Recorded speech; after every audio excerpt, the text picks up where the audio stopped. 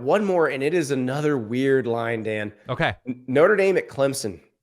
Mm-hmm. Notre Dame's only a 2.5-point favorite. I realize it's on the road, but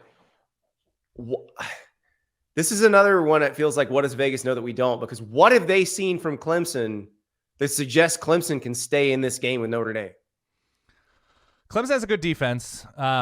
Clemson gets off the field. The pass rush has been, I think, good to very good at times. We know what the problem with Clemson is, and it has nothing to do with their defense, and it's everything to do with having no explosion on offense. And I don't know, man. Who is Clemson beaten this year? Like, what is the line? What is the number for Clemson?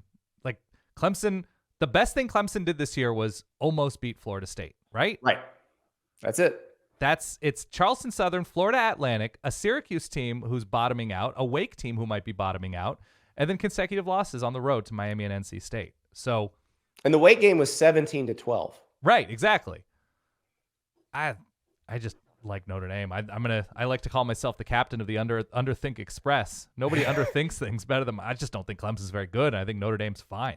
I think that's exactly what conclusion I would draw from this too. Like, I don't understand why the line's this low. Maybe there's some stuff out there that we don't know yet. But yep. And it's an early kick, so the energy's not going to be where it would be at night. Yeah, well, the Clemson bandwagon's lightened up. Remember, Dabo said right. They needed to get some people off of it. They've done a great job of kicking people off the bandwagon. A fun thing with Clemson, too, is what was Dabo's term? The Roy bus? The rest of y'all? The rest of y'all, yep. Clemson, it's not a motivational tactic anymore. Clemson's on that bus. Clemson is middle to lower tier ACC in this moment. Oh, yeah. I think we should start calling Clemson the control group. Like, yeah. What would happen if you had all these changes in the sport and then one program decided not to do any of them? Yeah. Oh, like, absolutely. That's what Clemson is. And Dabo's got to make the decision at some point. Do I want to take part in all this, or do I want to not coach anymore and be considered one of the greatest coaches of all time, but realize that maybe this era isn't for me? That's his choice that he's got to make. Unfortunately for this team, he can't make it or change anything for the rest of this season. So these guys have to finish this out. The wild thing is, typically you can count on a program to be strong at where a head coach excelled as a position coach. That you're like, okay, well, he was an offensive line coach, and look at the depth there. They're solid up there. They really push teams around, even if they're not winning. Dabo as a receivers coach, not finding receivers, not developing receivers, essentially since like Mike Williams, Justin Ross, like it's been a minute since they've found those guys, and you can find those guys in the portal. And I'm not even going to, and I think I agree with you in saying like, he might just say, you know what, this is 2023, 2024. It's just not for me, right? Yeah. That what he's earned that, right? I absolutely think he's earned it. And like in a backwards way, I don't sympathize. I look at what his mindset must be. It's like, I won a certain way and I won huge that way. And that way involves essentially saying to recruits, if you come to Clemson, I'm going to be loyal to you, unless your name is Kelly Bryant. And I'm going to be loyal to you. I'm not going to recruit kids from other schools to jump over you on the depth chart. And him keeping his word is not the craziest, most unlikable characteristic you could see in a college football coach. So it just might not be for him anymore. And that's okay. Yeah. Yep. I agree. I think the villainization of Dabo is over the top. It's too much. Yeah.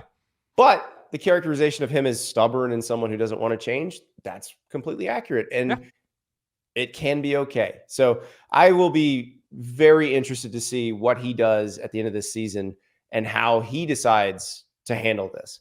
But as the season goes on, I don't see this getting any better for them. I don't see anything changing for them right now. So I will take Notre Dame to cover. Notre Dame, by the way, feels like they're getting hot.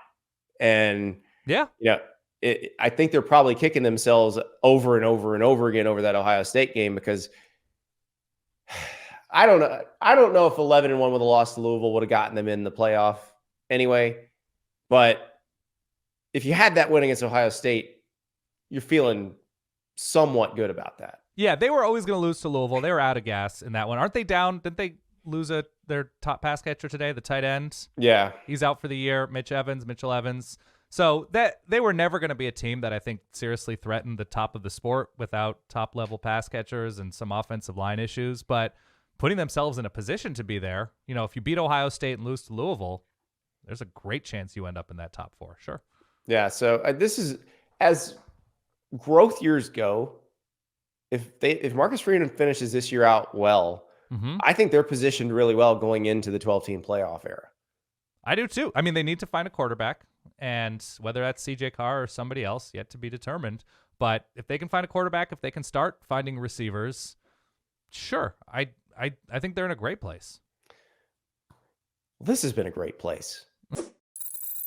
Thank you so much for watching. Just a reminder, subscribe to this channel right here so you never miss an episode of Andy Staples On 3.